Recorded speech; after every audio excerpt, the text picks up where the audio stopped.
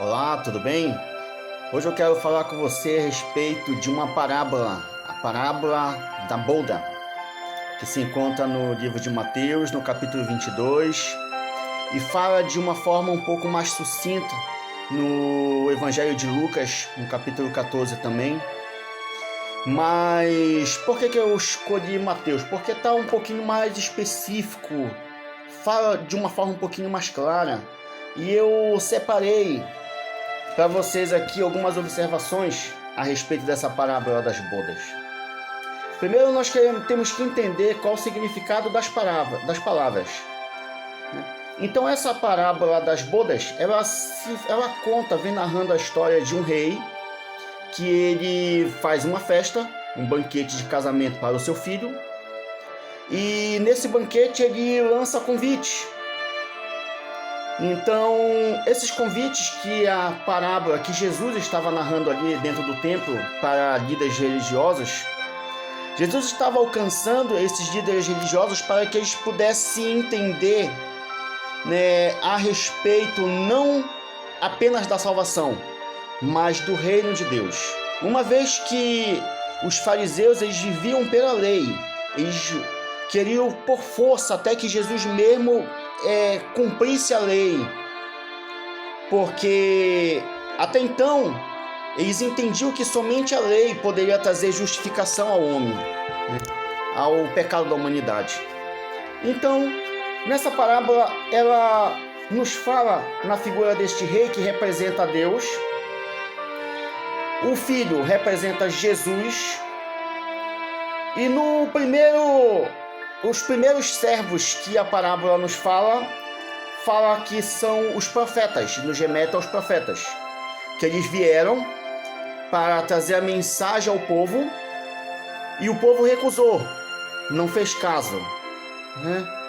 E os segundos servos que foram enviados também para o povo representam os discípulos de Jesus, os apóstolos. O que aconteceu na parábola?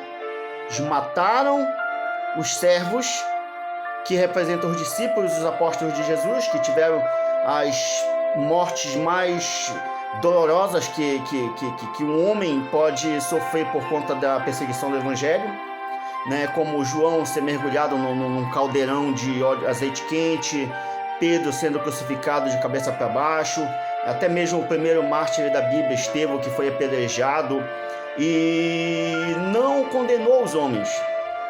Mas o que acontece? O rei, lá no versículo 7, diz que o rei ele se ira porque mataram os seus segundos servos que foram levar a mensagem do evangelho.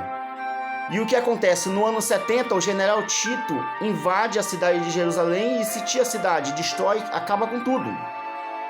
Então nós encontramos lá a partir do versículo 9 ou 10, que este evangelho, o rei manda os seus outros servos, não aqueles que foram mortos, para que fizesse o convite em todos os locais, em todas as ruas, para todas as pessoas. Ou seja, aí já não está mais uma palavra de redenção apenas para judeus, mas para gentios, todas aquelas pessoas que resolveram aceitar o convite do rei, que é o evangelho da salvação, o evangelho de remissão, o evangelho da graça de Deus. Agora todos têm acesso. Então no versículo 9 e 10 é este evangelho para nós. Só que o que nos chama a atenção é que no versículo 11 até o final, até o 14, é que tinha um homem que não estava vestido de forma adequada na festa, no casamento. Então é necessário que estivesse vestido de uma forma adequada. Só que aquele homem não estava. O que aconteceu? O rei, ao visitar os convidados, porque ele não conhecia aquelas pessoas que estavam ali, eram muitas pessoas, ele se deparou com um homem que não estava vestido de forma adequada para o casamento, mas ele aceitou o convite. Ele chegou até lá, até a festa da bolda. O que aconteceu? Aquele homem, ele foi amarrado pés e mãos e lançado para fora da festa. Não mataram aquele homem, não condenaram aquele homem. No finalzinho da parábola, no versículo 14, diz que muitos são chamados, mas poucos escolhidos. Isso não tem nada a ver com a salvação. Isso tem a ver com o reino de Deus, tanto que Jesus foi bem taxativo com relação ao reino de Deus.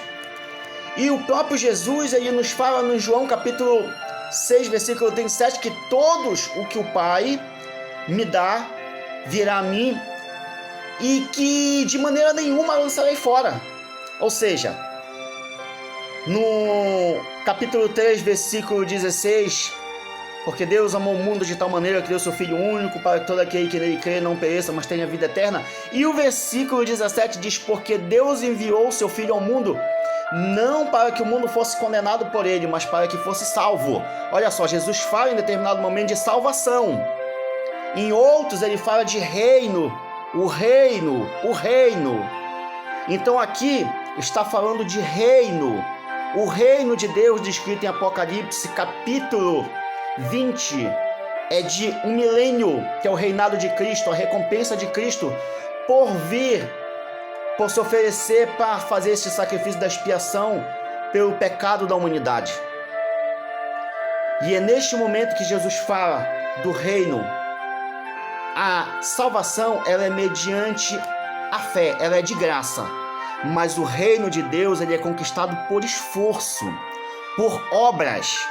Então tem que se esforçar, tem que renunciar ao pecado, tem que renunciar a si mesmo, tem que lutar para conquistar.